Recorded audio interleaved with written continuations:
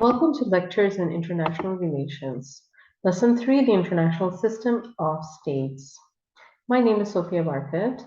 So in the previous lecture that you listened, that was created by Dr. Boshu Bera, she goes into a lot of detail on chapter 2, specifically on the history of European wars and treaties, looking at the history of wars, looking at colonialism, looking at World War One and Two, and also Cold War and beyond. Here, we're not going to do that. We're going to focus on the basic conceptual framework of the international system of states. So let's look at what a state is. A state is essentially when we say a country, right? So a state is that entity which is said to have autonomy or sovereignty to govern over a territory and population under the territory. So you can use the word country as well, but it means the same thing, that it's a distinct political entity. Okay, and its distinctness has to be recognized by other states within the international system and other entities as well, such as international governing bodies, NGOs, basically other units, corporations. So everybody recognizes that the state exists, it has the authority to govern, okay? So states are not governed by other states. If they were, they would not be independent, right? An example of a state would be just an example of another country, such as the US, the Russian Federation, Egypt, Argentina, Yemen. So the moment you look at that list, you might say, look, there are countries which actually experience war. Does war challenge the sovereignty of states? Yes, it does. The autonomy to govern is challenged whenever there is a war. However, what usually happens these days is regime change. So, war or an attacking nation or a group of nations comes with the intent of displacing a current regime, which is considered a rogue regime. Okay, they don't come with the intent of staying in that country and then establishing their colony there. They want basically to get out as soon as a new government is being formed. So states avoid for this purpose. They don't want to be defeated or occupied by powerful states. They want to retain the power to self-govern.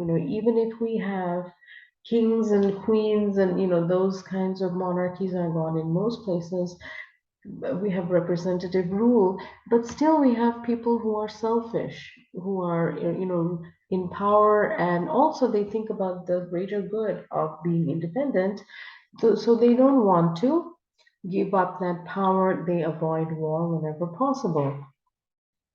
So whenever you have two countries of equal power in a conflictual relationship, such as in the Cold War, you see that the states involved, the US and the USSR, avoided direct wars in most cases because they didn't want mutual and assured destruction, right?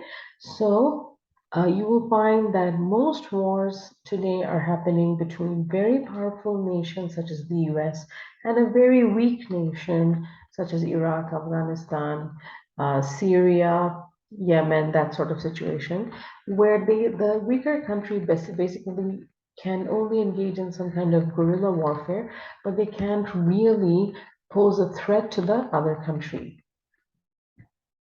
Colonialism. As you saw in chapter 2, between 15th and 20th century, there was a period when the European states went and established their colonies in other countries. What happened in this scenario? As a result of colonialism, the older empires and societies in those other countries ceased to exist, right? You had the Incas, the Aztecs, you had various civilizations within West Africa. You had independent, empires in India, in Indonesia, Malaysia, everywhere. However, what happened to those? They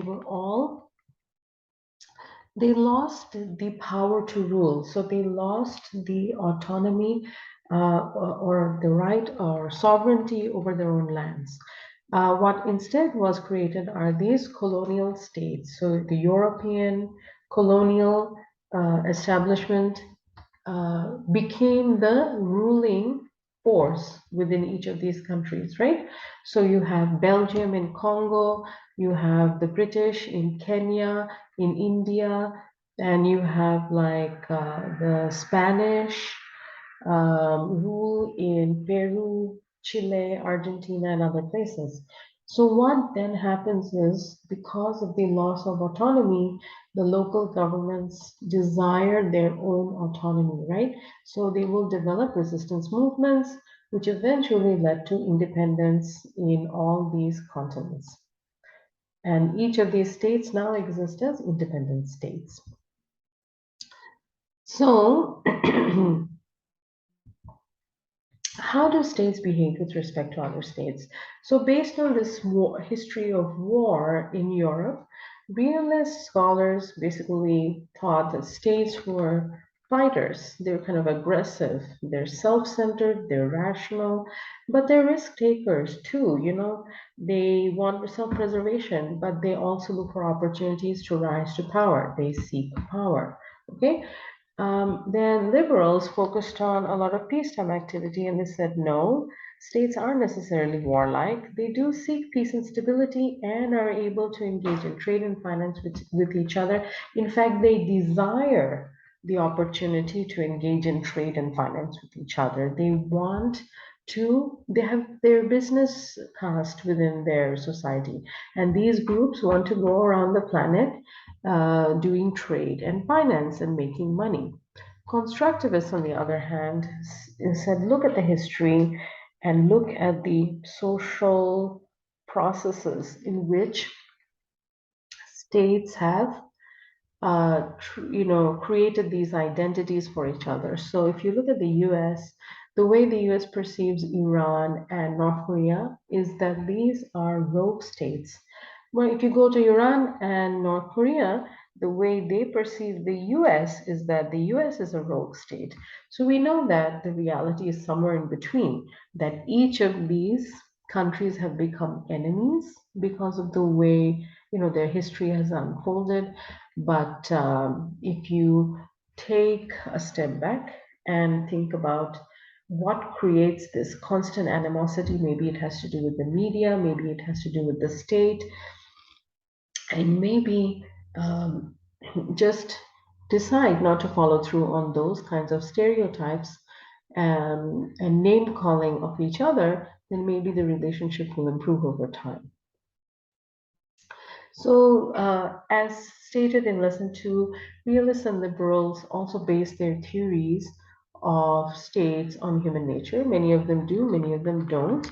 One of the realists that does is Hans Morgenthau, and you can see that this type of thinking process didn't really begin with him.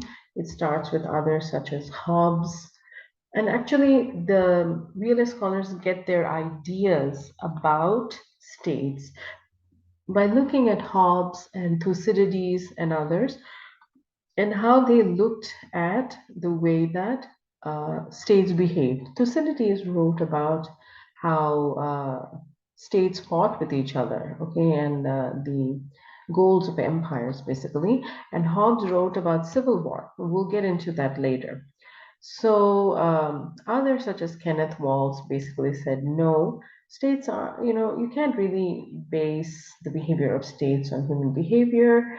It really has to do with something else that's going on. Look internally at the political culture or at the international level where you can see the rise of opportunities, balance of power situation. And realists always say that, oh, states go to war because really there's no world government to stop them. They call this situation anarchy, the lack of a world government. And this idea comes from Hobbes again. Hobbes talks about anarchy being meaning that there's no government, basically, and therefore we have civil war. Since the 20th century, however, there have been many international governing bodies set up around the planet: the UN, the NATO, the World Trade Organization, ASEAN, European Union, African Union, the G20 now. So you see a proliferation of these organizations. They each require their member states to behave in particular ways, to adopt a lot of conventions, such as the Human Rights Convention and other conventions. And so we see that they're tying up the states in all kinds of regimes which require confirmation. Okay, so because of these reasons and because of the higher exposure to each other, they drop the conflict and are able to settle disputes peacefully. Lastly, the balanced power situation.